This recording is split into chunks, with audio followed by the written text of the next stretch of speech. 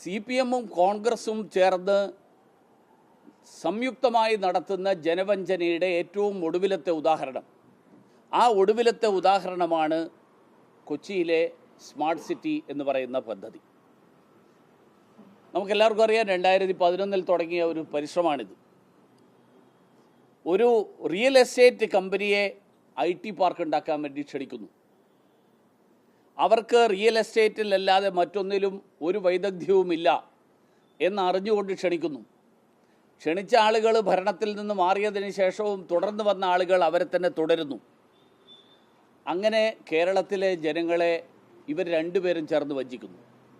10 വർഷത്തിനകം 90,000 തൊഴിലവസരങ്ങൾ, 88 ലക്ഷം ചതുരശ്ര അടിയിൽ IT ബിസിനസ് ടൗൺഷിപ്പ്, ഇതായിരുന്നു വാഗ്ദാനം.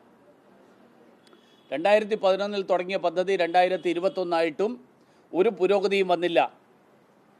ആരും ഇടപെട്ടുമില്ല സംസ്ഥാന സർക്കാരിൻ്റെ ഭാഗത്തുനിന്ന്. നമ്മുടെ നാട്ടിലെ പാവപ്പെട്ടവരായിട്ടുള്ള ആളുകളുടെ 246 ഏക്കർ ഭൂമി അവർക്ക് തുച്ഛമായിട്ടുള്ള വില കൊടുത്ത് അവരെ ഒഴിപ്പിച്ചതിന് ശേഷം ആ ഭൂമി പാട്ടത്തിന് കൊടുത്തിട്ട് അവിടെ എന്ത് നടക്കുന്നു എന്ന് അന്വേഷിക്കാൻ മുഖ്യമന്ത്രി നേരിട്ട് കൈകാര്യം ചെയ്യുന്ന വകുപ്പാണ് IT വകുപ്പ്. ഇത്രയും സംവിധാനങ്ങൾ അദ്ദേഹത്തിൻ്റെ കൈവശമുണ്ട്. അദ്ദേഹത്തിൻ്റെ ഈ സോഷ്യൽ മീഡിയയ്ക്ക് വേണ്ടി തന്നെ 45 പേരുണ്ട്. അതിനു വേണ്ടിയിട്ട് വേറെ PIDയും PRDക്ക് പുറമെ വേറെയും കുറേ പേര്. ഇവരൊക്കെ ഉണ്ടായിട്ട് ഈ കാര്യത്തിൽ കരാറിലെ മാനദണ്ഡങ്ങൾ പാലിക്കാത്തതിന് കമ്പനിക്കൊരു നോട്ടീസെങ്കിലും കൊടുത്തിട്ടുണ്ടോ? ഇപ്പോൾ പറയുന്നത് ഇവരെ കൊണ്ട് ഈ പണി നടക്കില്ല, അതുകൊണ്ട് അവരെ പറഞ്ഞു വിടുകയാണ്, അവർക്ക് പോകുമ്പോൾ കാശും കൊടുക്കുന്നാണ് പറയുന്നത്.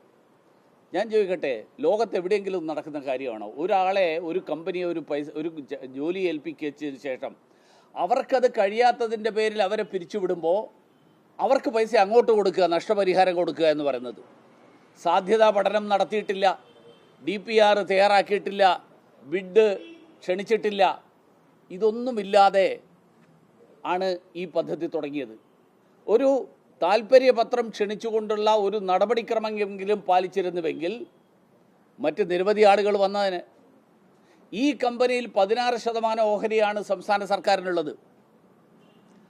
90,000 തൊഴിലുണ്ടാക്കുക എന്ന് പറഞ്ഞാൽ ഞാൻ മനസ്സിലാക്കിയിട്ടുള്ളത് 90,000 തൊഴിലവസരങ്ങൾ ഉറപ്പാക്കാൻ ഈ TCOM-ന് കരാർ പ്രകാരം ബാധ്യതയില്ല.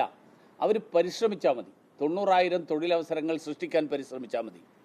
അതുകൊണ്ട് പദ്ധതി സമയത്ത് പൂർത്തിയാക്കിയില്ലെങ്കിൽ, സാധാരണ എല്ലാ ഇത്തരത്തിലുള്ള കരാറുകളിലും പദ്ധതി സമയത്തിന് പൂർത്തിയാക്കാതിരുന്നാൽ ആ പദ്ധതി ആരെയാണോ ഏൽപ്പിച്ചത് അവരിൽ നിന്ന് പിഴ ഈടാക്കാനുള്ള സംവിധാനമുണ്ട്.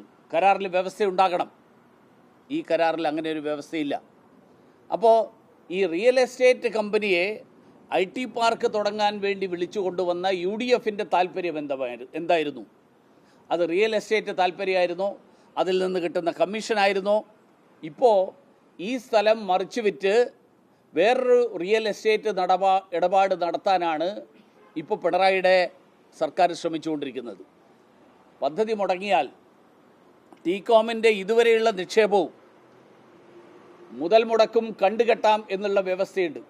പക്ഷേ ആ വ്യവസ്ഥകളൊന്നും പാലിക്കാതെ പണം അങ്ങോട്ട് കൊടുത്ത് കരാർ അവസാനിപ്പിക്കാൻ അതിനു വേണ്ടിയിട്ടുള്ള ശ്രമമാണ് നടക്കുന്നത്.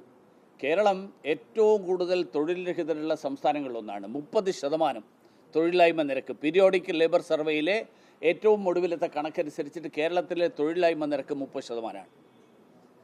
അങ്ങനെയുള്ള ഒരു സംസ്ഥാനത്ത് യുവാക്കൾക്ക് വേണ്ടി തൊഴിലവസരങ്ങൾ സൃഷ്ടിക്കുന്നു എന്ന് പറഞ്ഞുകൊണ്ട് ഒരു വിദേശത്ത് നിന്ന് ഒരു ഏജൻസിയെ ക്ഷണിച്ചു വരുത്തുന്നു.